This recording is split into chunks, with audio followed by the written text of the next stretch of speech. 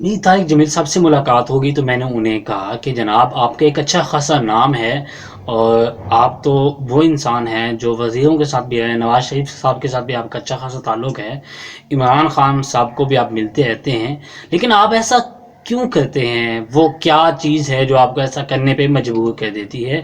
تو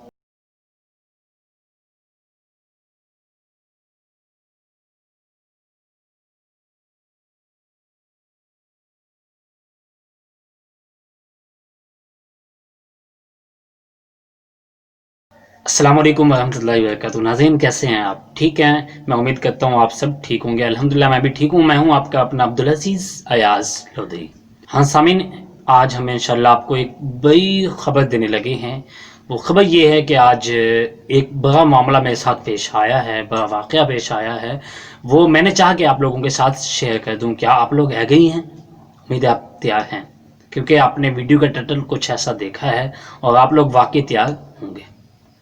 ہاں جی ناظرین، جیسا کہ آپ کو پتہ ہے کہ میری پوئٹری کے ساتھ، فنی ادب کے ساتھ مصروفیت ہوتی ہے، تو آج میں وہ ادب لکھ رہا تھا، جیسا کہ آپ لوگ جانتے ہیں میں کتاب در محمد صلی اللہ علیہ وسلم لکھ رہا ہوں، تو آج میں اس کے اشعار لکھ رہا تھا، تو مجھے کچھ تھکاوٹ ہو رہی تھی۔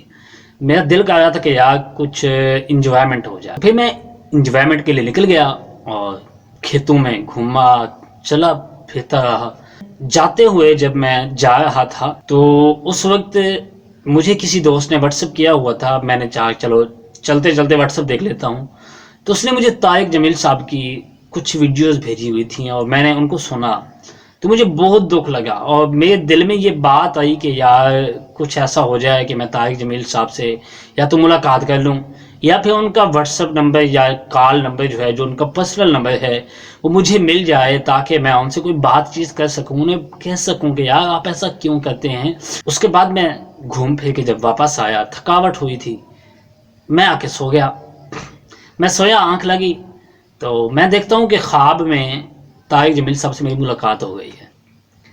میں نے انہیں کہا ماشاءاللہ آپ ایک مشہور شخصیت ہیں، کافی لوگ آپ کو فالوور بھی کرتے ہیں، سنتے بھی ہیں، اگرچہ آپ صحیح یا نہ صحیح، آپ وہابی، آپ دیوبندی ہے، یا جو بھی معاملہ ہے وہ الگ ہے، آپ کو بہت سارے لوگ سنتے بھی ہیں۔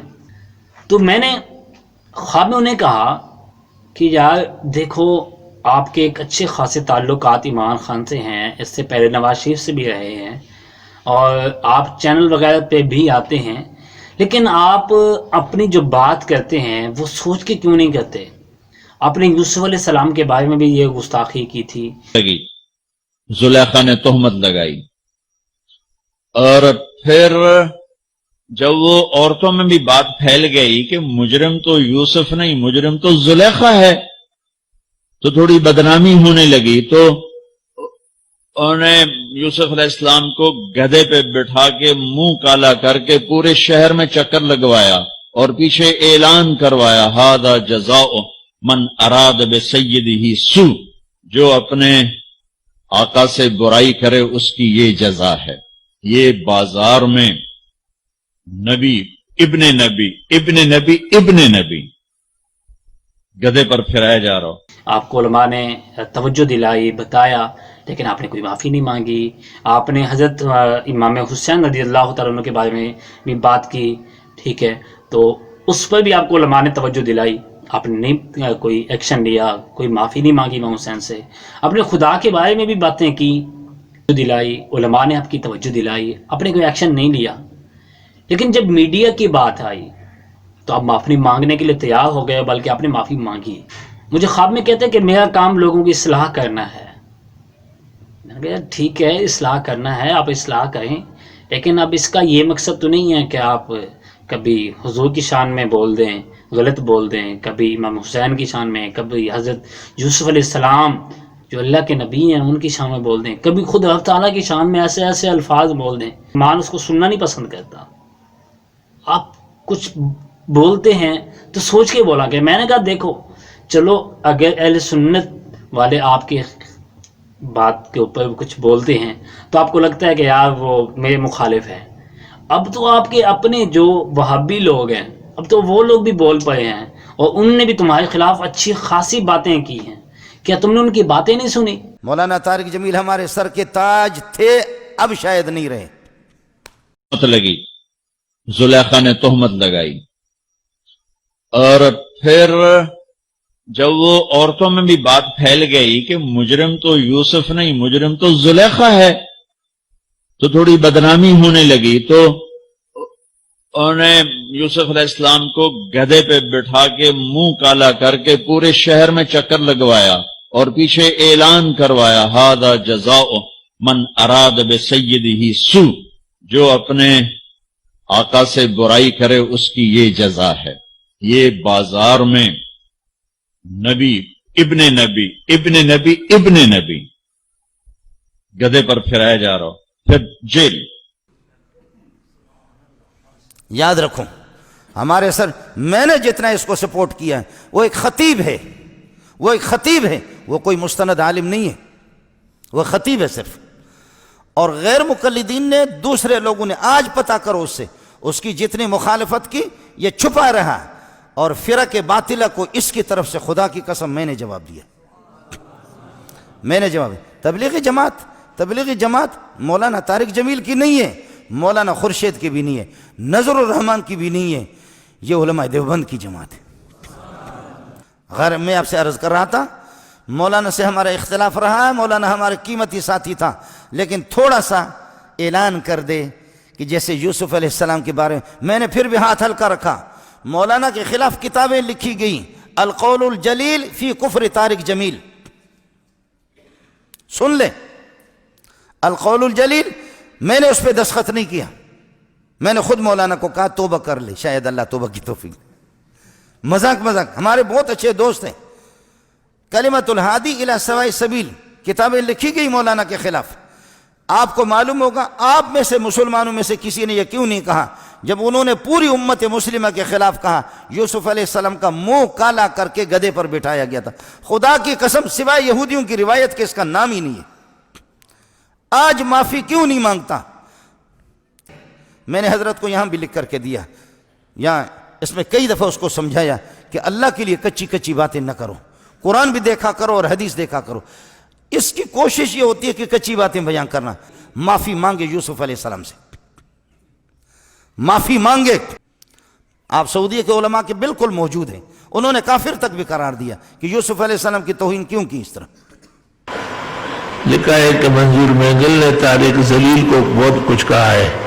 کیا علماء ایک دوسرے کو ایسے کہ جواب دیے کہ طارق جمیل عالم نہیں ہے، وہ علماء کا بدترین دشمن، دین کا ایک مکار فریبی، تبلیغ کا وجود دنیا سے ختم کرنے والا ایک زہریلا سانپ ہے.